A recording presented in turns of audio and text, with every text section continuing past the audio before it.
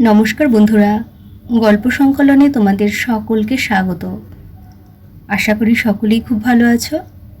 আমার আজকের গল্প ভিয়েতনামের রূপকথা মাছি। গল্পটি সারা বিশ্বের সেরা রূপকথার প্রথম খণ্ড থেকে নেওয়া হয়েছে। অনুবাদ ও সম্পাদনা করেছেন অভিজ্ঞান রায়চৌধুরী ও শাশ্বতী রায়চৌধুরী। শুরু করছি গল্প মাছি। বহু বছর আগে ভিয়েতনামের এক গ্রামে এক মহাজন থাকত। গ্রামের সবাই ওই মহাজনকে চিনত। তার মতো ধনী ও চতুর লোক গ্রামে আর দ্বিতীয় জন ছিল না। বাগান দিয়ে ঘেরা বিশাল এক বাড়িতে সে খুব আরামে দিন কাটাত। বাড়ি পাহারা দিত কয়েকটা হিংস্র কুকুর। এত ধনসম্পত্তি থাকা সত্ত্বেও মহাজন সন্তুষ্ট ছিল না। গ্রামের নানান লোককে সে প্রচুর সুদে টাকা ধার দিত, আর সুদসহ সে টাকা আদায় করেও ছাড়ত। মহাজনের যথেষ্ট প্রতিপত্তিও ছিল, কারণ গ্রামের বেশিরভাগ লোকই ছিল ওর কাছে ঋণী। একদিন মহাজন এক চাষির বাড়িতে টাকা আদায় করতে গেল।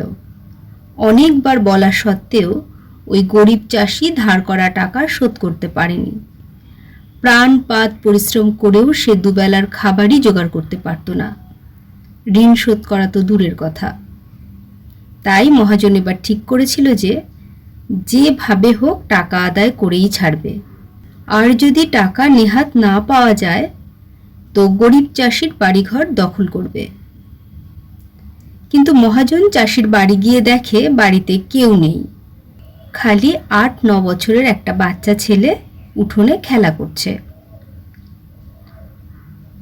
খোকা, তোমার বাবা মা বাড়িতে আছে? মহাজন বলে উঠল। না বলে ছেলেটা ফের নিজের মনে খেলতে শুরু করে। তাহলে তারা কোথায়? মহাজন বিরক্ত হয়ে বলে ওঠে। বাচ্চা ছেলেটা কোনো উত্তর না দিয়ে নিজের মতো খেলতে থাকে। মহাজন ফের প্রশ্ন করতে ছেলেটা মাথা তুলে একবার দেখে আস্তে আস্তে বলে ওঠে, বাবা গেছে জীবন্ত গাছ কাটতে আর মৃত গাছ পুঁততে। মা বাজারে গেছে বাতাস বিক্রি করে চাঁদ কিনে আনতে। কি কি আবল তাবল বকছো? তাড়াতাড়ি বলো, তা না হলে এই লাঠি তোমার পিঠে পড়বে। মহাজন হাতের লাঠি ঘুরিয়ে বলে ওঠে। কিন্তু বারবার প্রশ্ন করা আর ভয় দেখানো সত্ত্বেও ছেলেটা একই কথা বলতে থাকে। শেষে বিরক্ত হয়ে মহাজন বলে ওঠে, ঠিক আছে দুষ্টু ছেলে, আমি আজকে তোমার বাবার কাছ থেকে আমার পাওনা আদায় করতে এসেছিলাম, কিন্তু তুমি যদি ঠিকভাবে বলো যে তারা কোথায় গেছে আর কি করতে গেছে, তাহলে আমি তোমাদের সব টাকা মাফ করে দেব। বুঝেছ?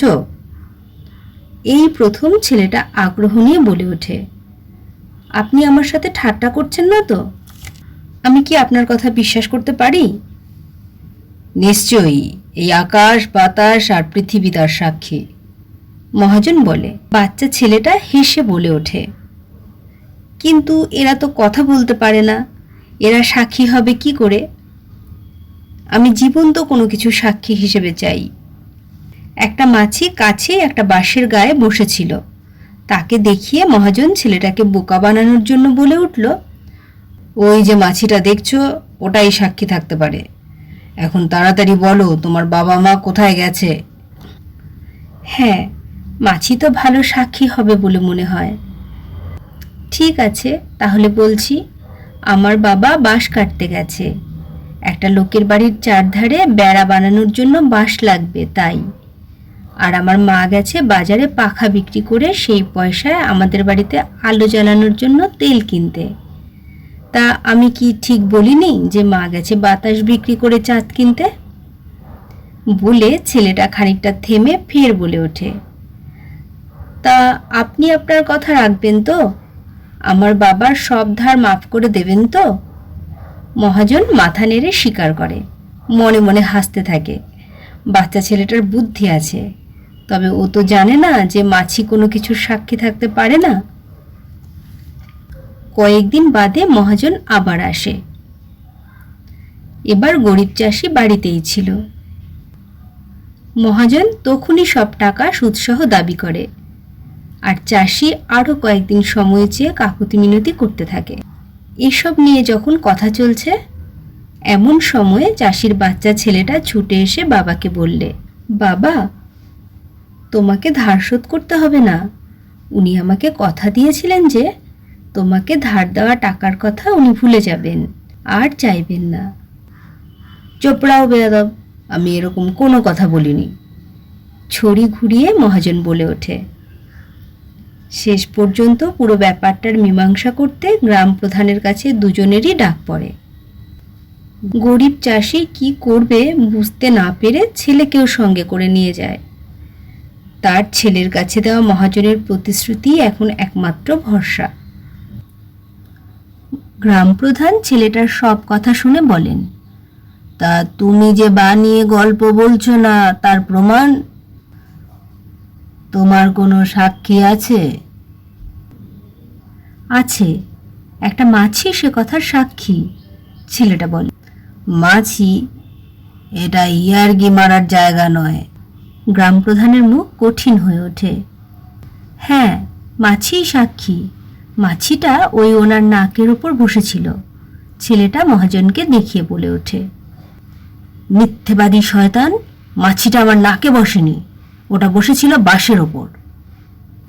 মহাজন গর্জে ওঠে, আর বলেই বুঝতে পারে সে কি ভুল করে ফেলেছে। গ্রাম প্রধান হাসিতে ফেটে পড়ে। মহাজনকে উদ্দেশ্য করে বলে ওঠে, তাহলে তুমি যেহেতু ছেলেটাকে কথা দিয়েছ, তোমাকে সে কথা রাখতেই হবে। তোমার কথা মতো চাষির তাই সব ধার মকুব। সব টাকা মাফ হয়ে যাওয়ায় চাষির তো মহা আনন্দ। ছেলেকে নিয়ে হাসতে হাসতে সে বাড়ি ফিরে আসে। শেষ হলো গল্প মাছি। গল্প পাঠ ভালো লেগে থাকলে চ্যানেলটিকে একটি লাইক করো, সাবস্ক্রাইব করে পাশে থেকো। সকলেই সুস্থ থেকো, ভালো থেকো। অনেক ধন্যবাদ।